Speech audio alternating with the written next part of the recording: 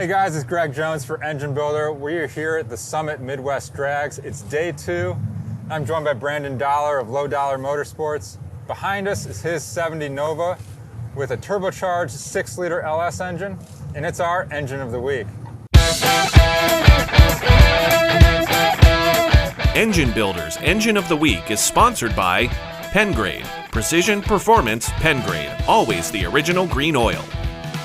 L-Ring DOS Original, leading technology, leading service. And NPW and Engine and Performance Warehouse for all your parts needs.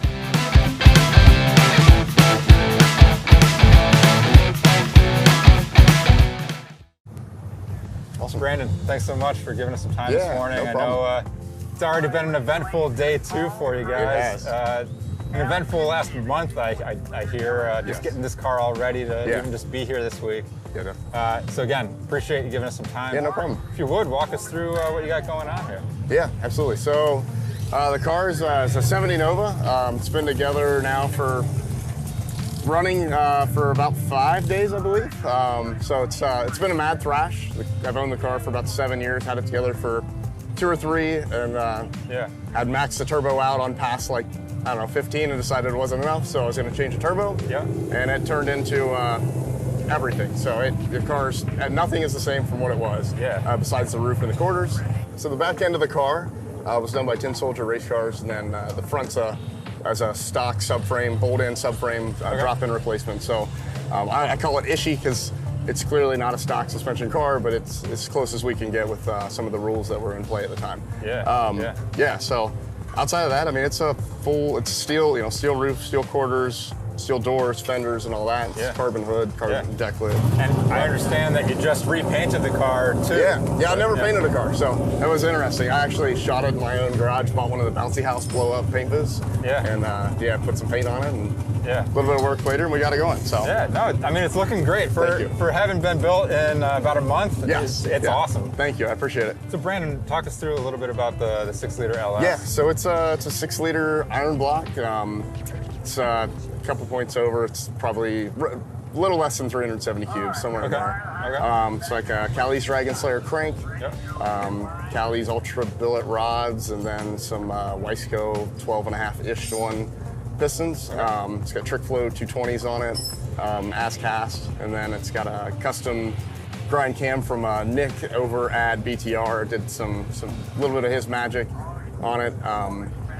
And then on the other side of it, it's just dual fuel system, nothing too crazy. It's got a 16-gallon per minute mechanical pump in the back, cable drive up to the front with a mandrel, and then it's got a drop-in tank, drop-in pump in the tank, and then we took a 20-gallon cell, split it, added the other one in, and then I've been working on the tune this week, so basically it drives on pump gas or E, depending on what I put in it. Got a content sensor that reads that, and so I have 3 fuel tables that I'm blending this whole time, and it transitions in and out, however, when it sees fit based on my parameter. And speaking of, the different tuning and sensors and things like that, that's a lot about what you guys do at Lowdoller Motorsports. Yeah, absolutely. So I spent 10 years doing industrial engineering sales, and realized quickly that people were paying way more than they should on a lot of these sensors, and I had ties, so I brought that in, and then we designed some stuff in-house, shock sensors, laser ride heights, we just do all that side, pressure sensors, a little bit of everything. That's great.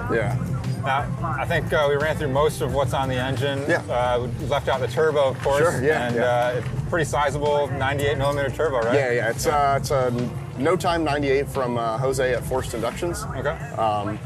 I think so this combo here, ideally, I was hoping by Friday the cages only started at 850. We were hoping to just go 850s this week, but at Edgewater when we're back, turn in my 850 passes, and then roll into it a little bit more and see if we can get it to go, somewhere in the 750s or so for now, just to kind of get it cleaned up.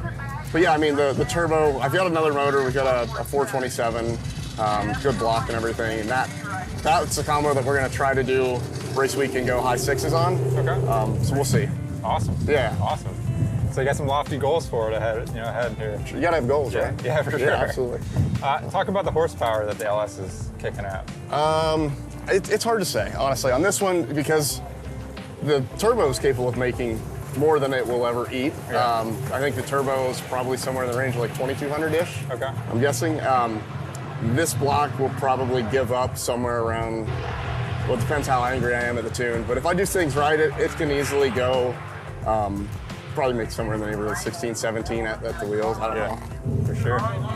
So Brandon, talk a little bit about what you got going on right here at this moment. You made a pass early this morning and had a little issue on the track, so you guys are under the car here figuring some stuff out. Yeah, actually, so it started, we think it started before that. We have a dead hole or a low compression hole. Yeah.